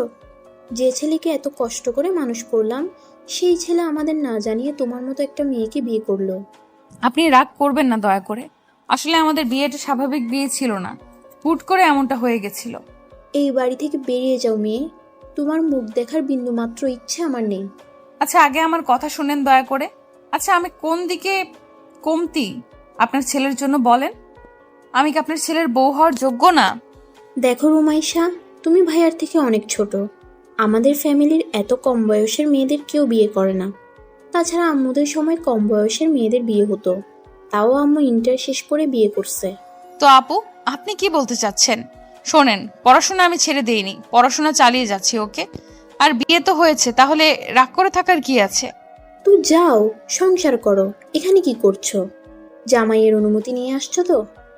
দয়া করেন মা, আপনার ছেলে আপনাদের জন্য কষ্ট পায়, সেজন্য আমার এখানে আসা, নয়তো আসতাম না। এসব অপমান হওয়ার ইচ্ছে আমার নেই। বাহ, এইটুকু মেয়ে দেখি ভালোই পটর পটর করতে পারে। ভাইয়া যে তোমাকে কি দেখে বিয়ে করছিল? আর শোনো, ভাইয়া তোমাকে পছন্দ করে না, ভাইয়ার জিএফ আছে। মালিহা খান মেয়ের দিকে তাকায়। আনহাফ রিলেশন করতো, তাহলে এই মেয়েটাকে কেন বিয়ে করলো? এটার সুযোগ এই মেয়েকে তাড়িয়ে দেওয়ার, সেই ভেবে বলে ওঠে। আচ্ছা তুমি কি চাও আমরা আহনাফের সাথে সব সম্পর্ক ঠিক করে নেই? হ্যাঁ আন্টি, আমি তো এটাই চাই। এই 2টা দিন আপনার ছেলে শান্তিতে ঘুমাতে পারে নাই, আপনাদের জন্য মন খারাপ করে বসে থাকে। দেখো, তোমাকে তো আহনাফ ভালোবাসে না, আর আহনাফের নাকি রিলেশন আছে, তো তুমি আহনাফকে ছেড়ে দাও। রুমাইশা চমকে ওঠে। এই মহিলা কি বলে? ছেড়ে দেওয়ার জন্য বিয়ে করেছে নাকি? যতই হোক সে তো আনহাফকে ভালো আর কিছু ভাবতে পারে না সে। তার আগে মালিহা খান কিছুটা জোরালো কণ্ঠে বলে, তুমি যতদিন আহনাফের সাথে থাকবে ততদিন আমরা আহনাফকে এ বাড়িতে ঢুকতে দিব না। আর ওকে বলে দিও আমরা মরে গেলেও এই বাড়িতে পা যেন না রাখে। আন্টি এসব কি বলছেন? এমন করবেন না প্লিজ, এসব বলবেন না। আচ্ছা আপনি কি চান তাই হবে, তবু আনাফের সাথে এমন করেন না। তাহলে ওকে ডিভোর্স দিয়ে দাও, আর তারপর থেকে আহনাফের সাথে আমাদের সম্পর্ক আগের মতো হবে। আর হ্যাঁ, এটা যেন আহনাফ না জানে, তাহলে কিন্তু ভালো হবে না। আমি একজন শিক্ষিকা, তবু আপনি এসব বলছেন? শুনেছিলাম আপনারা অনেক ভালো মনের মানুষ, কিন্তু ভালো না খারাপ সেটা ফ্যামিলি প্রবলেমের সময় বোঝা যায়। তোমাকে এত কথা কেউ বলতে বলেছে নাকি? আমার ছেলের যোগ্য বউ হতে পারবা না তুমি। আমি একজন ডাক্তার বউ নিব, শুনে রাখো।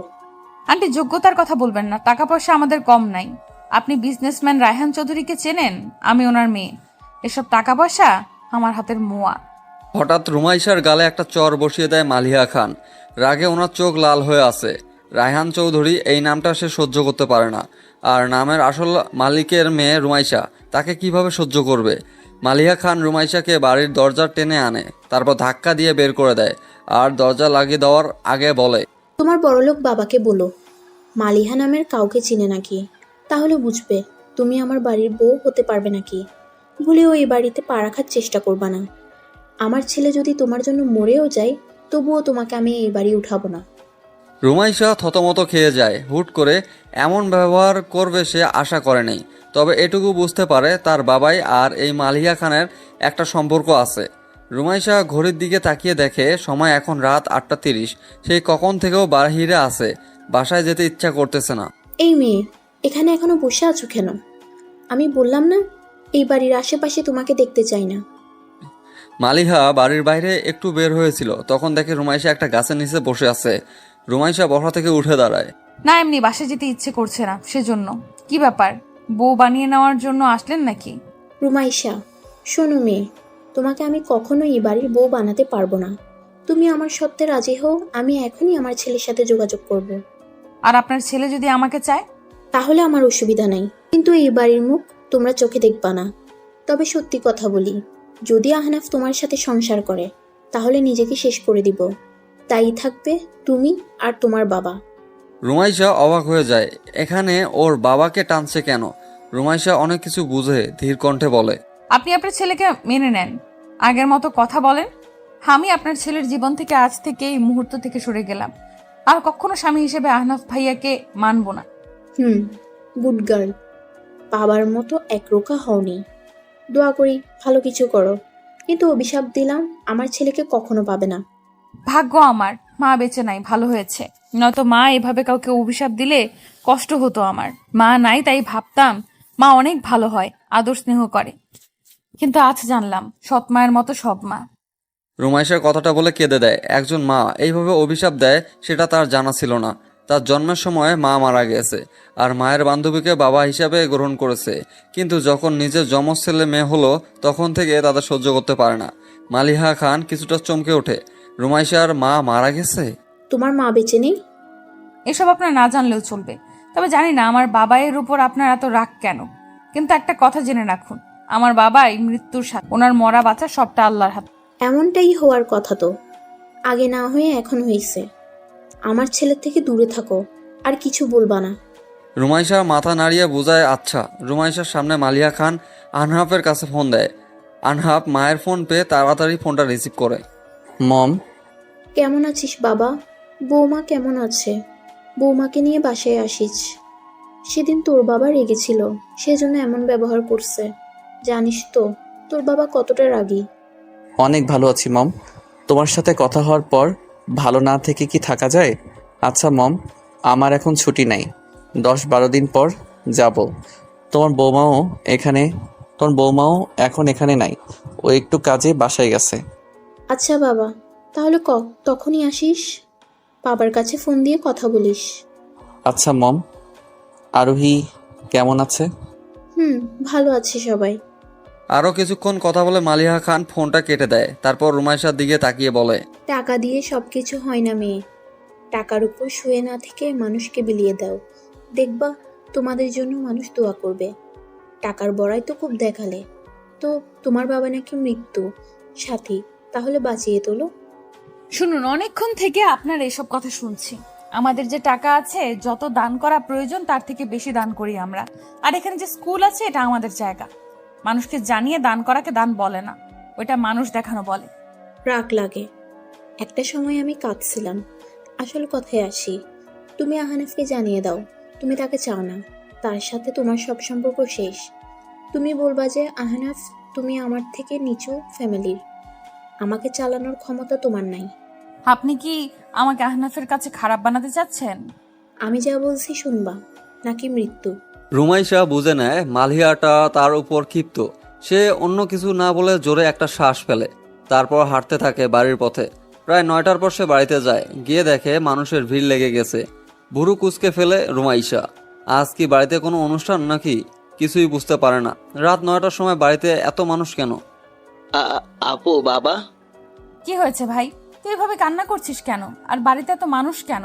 আজকে অনুষ্ঠান নাকি? আর অনুষ্ঠান হলে তুই কাঁদবি কেন?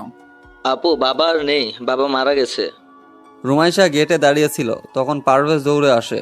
আর রুমাইশার কাছে এসে, পারভেজ রুমাইশার সৎ মায়ের ছেলে। পারভেজের কথা শুনে রুমাইশা দৌড়ে বাবার রুমে যায়। বাবাই? রুমাইশা ডুকরে কেঁদে ওঠে। কাঁদতে কাঁদতে ছটপট করা শুরু করে দেয়। বাবার লাশ জড়িয়ে ধরে চিৎকার করে ওঠে। বাবাই, ও বাবাই, কথা বলো না প্লিজ।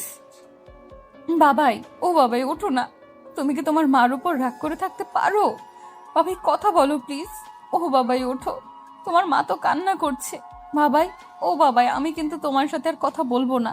আপু, বাবাই আর কথা বলবে না আপু। বাবাই তো আল্লাহর কাছে চলে গেছে। আপু, বাবাইকে এইভাবে ঝাঁকুনি দিস না, বাবাই কষ্ট পাবে তো। আহারে, মেয়েটার জীবনটাই এমন হতে হলো। জন্মের পর থেকে মাকে কাছে পায়নি, এখন আবার বাবাকে হারিয়ে ফেললো। হ্যাঁ রে, সৎ মায়ের নাকি অত্যাচার করতো। এখন তো বাপটাও মারা গেল। এখন তো দেখা যাবে বাড়িতে জায়গা হবে না মেয়েটার। চারিদিকে বিভিন্ন কথা উঠতে থাকে। কেউ কেউ রুমাইশার কান্না দেখে তারাও কান্না করে দেয়। কিছুক্ষণ পর কয়েকজন ছেলে আসে। লাশ নিয়ে যাবে বুঝতে পেরে রুমাইশা বাবাকে শক্ত করে জড়িয়ে ধরে বলে, না, আমার বাবাই কোথাও যাবে না। আমার বাবাই ঘুমিয়ে আছে। বাবাই তার মায়ের উপর অভিমান করছে। আমার বাবাই আমাকে ছেড়ে যেতে পারে না। ও বাবাই, কথা বলছো না কেন? বাবাই, দেখো না, তোমার এই বদমাইশ লোকগুলো নিতে আসছে তোমাকে। আপু। পারভেজ চিৎকার দিয়ে ওঠে। রুমাইশা বেড থেকে পড়ে যায়। কয়েকজন মহিলা এগিয়ে আসে, রুমাইশাকে একটা বিছানায় শুইয়ে দেয়। মেয়েটার সেন্সলেস হয়ে পড়েছে। রুমাইশার বাবা মারা গেছে সেই দুপুরে, অথচ রাহুল বা রুমাইশা কাউকে এই খবর দেওয়া হয়নি। হইল চেয়ারের উনি চলাফেরা করত। প্রায় বছর 2 আগে অ্যাক্সিডেন্ট করে পঙ্গু হয়ে বিছানায় পড়েছিলেন। হাঁটাচলা করতে পারতেন না তিনি। কিন্তু কথা বলা, নিজে খাওয়া সব করতেই পারতেন। বাবাই, আমি বাবাইয়ের কাছে যাব। বাবাই, তুমি আমাকে সাথে নিয়ে নাও। এই স্বার্থপর দুনিয়ায় আমি থাকতে চাই না। এই স্বার্থপর দুনিয়া আমার জন্মের সময় মাম্মামকে ছিনিয়ে নিছে, এখন তোমাকেও নিয়ে গেল বাবাই। ও বাবাই, আমার সাথে কেন এমন হয়? প্রায় 1 ঘন্টা পর রুমাইশার সেন্স ফিরে আসে, আর সাথে সাথে আবারও কাঁদতে কাঁদতে হিসকি তুলে ফেলে। মাথায় চুল খামছে, পাগলের মতো আচরণ করে। বাবাইকে মাটি দেওয়া হয়েছে, অথচ রাহুল শেষবারের মতো বাবাইকে দেখতে পারলো না। রুমাইশা নিজেও ফোন করে জানাতে পারলো না যে সেখানে রুমাইশার বাবাকে কবর দেওয়া হয়েছে। সেখানে গিয়ে মাটি আশ্রে থাকে আর কাঁদতে কাঁদতে বলে, বাবাই, তুমি তো আমাকে প্রমিস করেছিলে আমাকে ছেড়ে কখনো যাবে না, তাহলে আজ কেন তোমার কথা রাখতে পারলে না বাবাই? তোমরা আমাকে কেউ ভালোবাসো না বাবাই, কেউ না। আরও 1 ঘন্টা সময় কেটে যায়। কেউ রুমাইশাকে কবরস্থান থেকে সরাতে পারে না। আস্তে আস্তে সবাই চলে যায়, শুধু থেকে যায় পারভেজ। পারভেজ রুমাইশার কাঁধে হাত দিয়ে মাটিতে বসে জড়িয়ে ধরে রুমাইশাকে। এইভাবে কাঁদিস না, তুই তো অসুস্থ হয়ে পড়বি।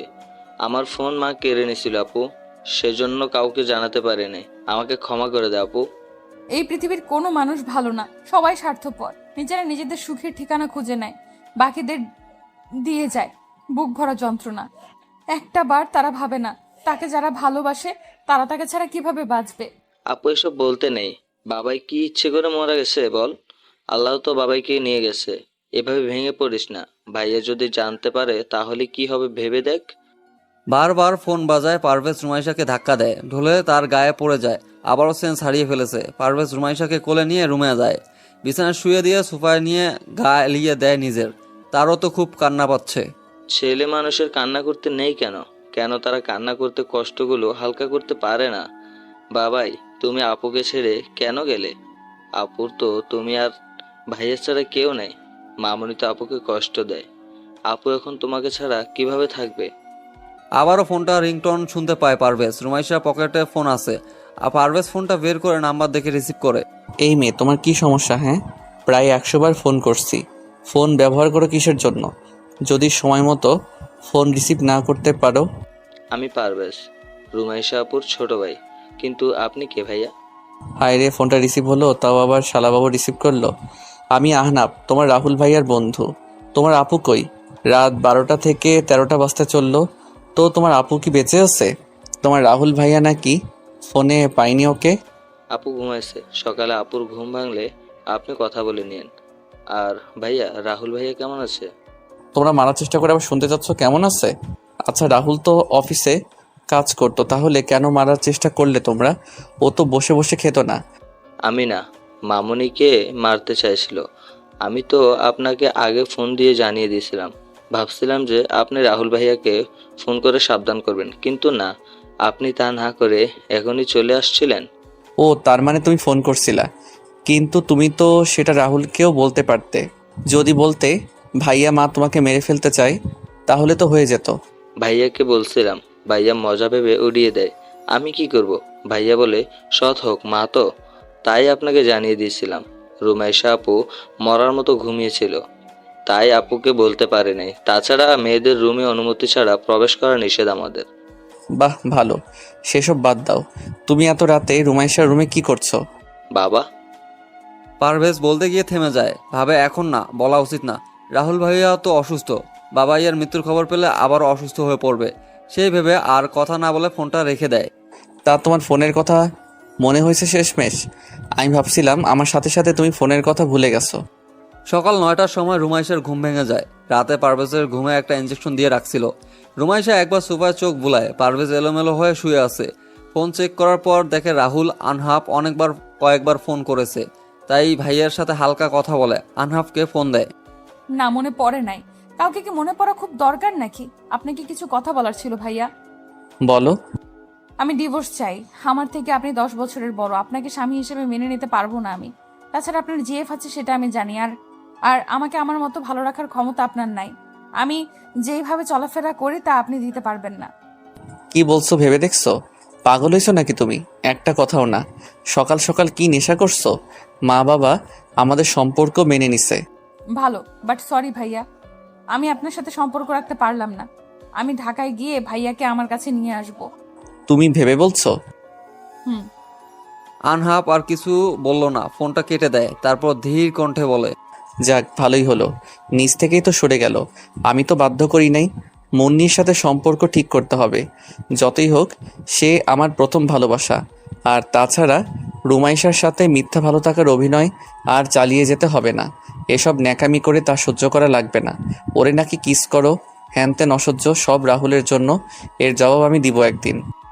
কিছু একটা ভেবে আনহাব আবার ফোন দেয়। রুমাইশার বাবাইয়ের কথা মনে পড়তে কান্না করে দেয়।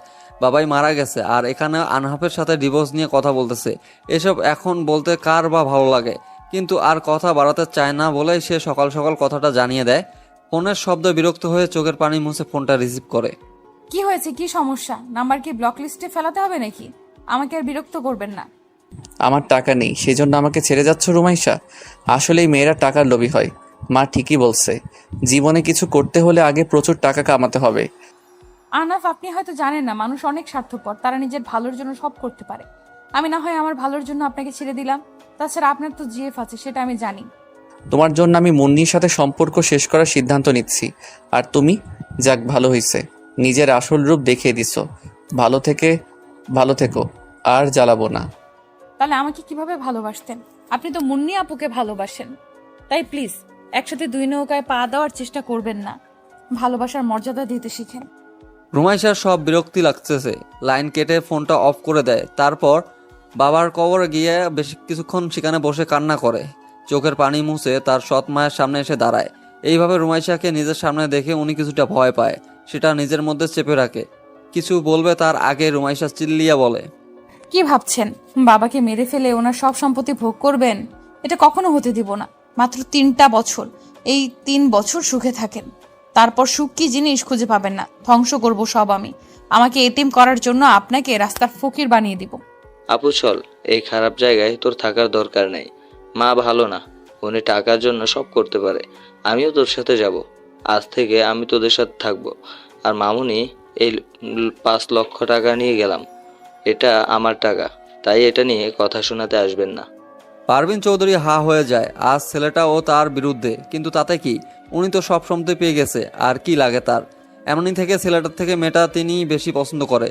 রুমাইশা বাবাইয়ের রুমে গিয়ে প্রয়োজনীয় কিছু জিনিস নিয়ে তারপর পারভেজ আর রুমাইশা শেষবারের মতো বাবাইয়ের কবরে গিয়ে দোয়া করে ঢাকার উদ্দেশ্যে পাড়ি জমায়। গাড়ি থেকে নেমে রুমাইশা ছুটে যায় রাহুলের কেবিনে।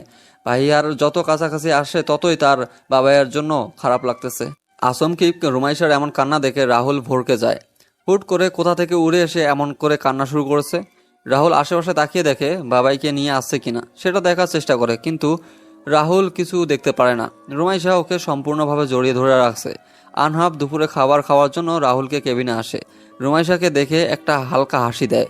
রাহুল রুমাইশার পিঠে হাত বুলিয়ে দেয় আর বলে, কি হয়েছে, এভাবে কান্না করেছিস কেন? আমি মারা যাইনি পাগল, স্যার লাগতেছে আমার। দেখি বাবাই আসছে নাকি। বাবাই আর কখনো আসবে না ভাইয়া। বাবাই আমাদের উপর অভিমান করে চলে গেছে। মানে? রাহুল উঠতে চাইলে আনহাব তাড়াতাড়ি এসে কাঁধে হাত দেয়। রুমাইশা এখানেও কান্না করে যাচ্ছে। রাহুল একবার কিছুটা ভয় পায়। রুমাইশা কি হয়েছে সত্যি করে আমাকে বলতো। পারভেজ এখানে কি করছে? পারভেজ তুই এখানে কেন? রুমাইশা বিরক্ত লাগতেছে স্যার আমাকে। বাবাই আর বেঁচে নেই ভাইয়া। কাল বাবা মারা গেছে, আর মামুনি তোমাদের কাউকে জানায়নি। আপু হয়তো না গেলে কিছু জানতেও পারতো না। হোয়াট? আমিও বাবার কাছে যাব ভাইয়া। কেউ ভালো না, সবাই আমাকে ছেড়ে চলে যায়। আমাকে সবাই একা করে চলে যায় কেন? আমি কি খুব খারাপ ভাইয়া? রাহুল নিস্তব্ধ হয়ে যায়। বাবাই আর বেঁচে নেই। এলাকার কেউ তাকে এই খবরটা দিল না। ওরা কি এতটা পর হয়ে গিয়েছে? রাহুল বিছানায় পাগলের মতো করে ছটপট করে ওঠার চেষ্টা করে। আনহাব রুমাইশাকে রাহুলের কাছ থেকে সরিয়ে নেয়। রাহুল শান্ত হ, তুই এমন করলে রুমাইশার কি হবে বল? পাগলামি করিস না, তুই অসুস্থ, ভুলে যাস না। এইভাবে নড়াচড়া করলে ব্যথা পাবি। ব্যথা? কিসের ব্যথা আনহাব? ব্যথা তো আমার বুকে হচ্ছে। মাকে ছোট থাকতে হারাইছি, আর বাবা উনি আমাদের ছেড়ে চলে গেল, আর শেষ দেখাটাও করতে দিল না আমার মা। কেন আমার সাথে এমন হয়? আল্লাহ যা করে ভালোর জন্য করে, খাওয়া দাওয়া কর, তোর এখন ওষুধ খেতে হবে। এমন পাগলামি করিস না, তোর কিছু হলে রুমাইশাকে সামলাবে কে? আমার খুব কষ্ট হচ্ছে আনহাব। আমি তো মায়ের ভালোবাসা পাইছিলাম, কিন্তু রুমাইশা, সে তো মায়ের একটুও ভালোবাসা পায়নি, আর এই কম বয়সে বাবাইকে হারিয়ে ফেললো। এখন এসব বলার সময় না, খেয়ে নে। দেখ রুমাইশা কাঁদছে, ওকে তো সামলাতে হবে নাকি? আনহাব জোর করে রাহুলকে একটু খাইয়ে দেয়, তারপর ওষুধ খাইয়ে দিয়ে রুমাইশার মাথায় হাত রাখে। রুমাইশা জড়িয়ে ধরে কান্না করে দেয়। আমার সাথে কেন এমন হয় ভাইয়া? আমি যাকে ভালোবাসি তাকেই হারিয়ে ফেলি। মাকে হারিয়েছি সেই জন্মের সময়। আর বাবাইও তো আমার উপর অভিমান করে চলে গেল। আমি খুব খারাপ, তাই না ভাইয়া? দূর পাগলি, কে বলছে তুই খারাপ? দেখি মুখটা উঠা। মেয়েরা এত কান্না কিভাবে করে বলতো? কাল থেকে নিশ্চয়ই কান্না করে যাচ্ছিস। নিজেকে সামলা। তোর কিছু হলে তোর ভাইয়াকে কে সামলাবে?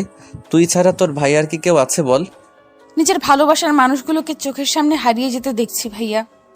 এটার কষ্ট তুমি কি বুঝবে? কখনো হারিয়ে ফেলেছো ভালোবাসার মানুষকে?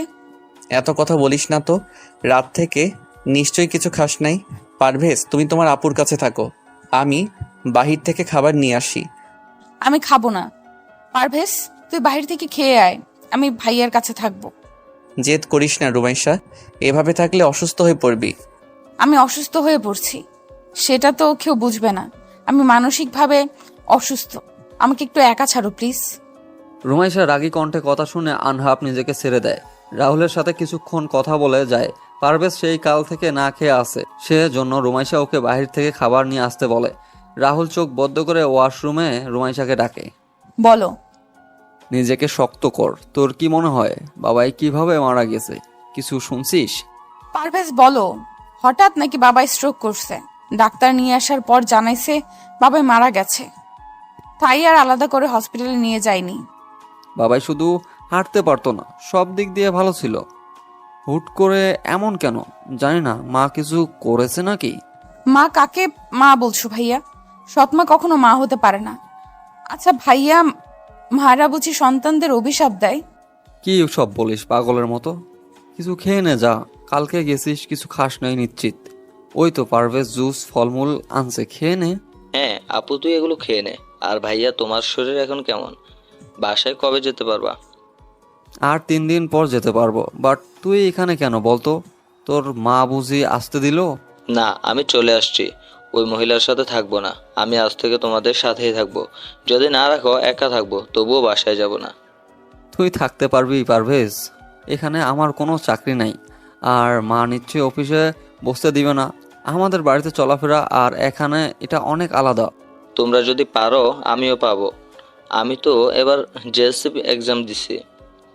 আমি গণিত ভালো পারি, প্রাইভেট পড়াবো, সমস্যা নেই। আর তুমি রায়হান চৌধুরীর ছেলে জানার পর নিশ্চয় অনেক কোম্পানির মালিক জব দিবে। তুমি জব করবা, আমরা দুজন মিলে আপুকে মানুষ করব। পারভেজের কথায় রুমাইশা অবাক হয়ে যায়।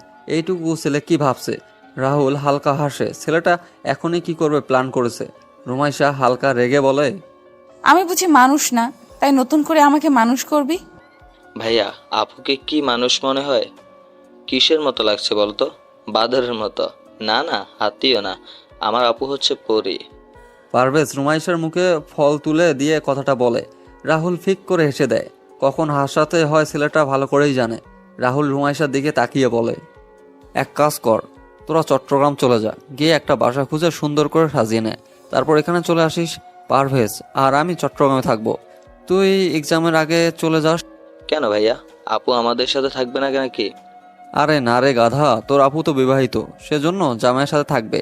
সেদিন বিয়ে হলো, তুই ভুলে গেছিস? ও হ্যাঁ।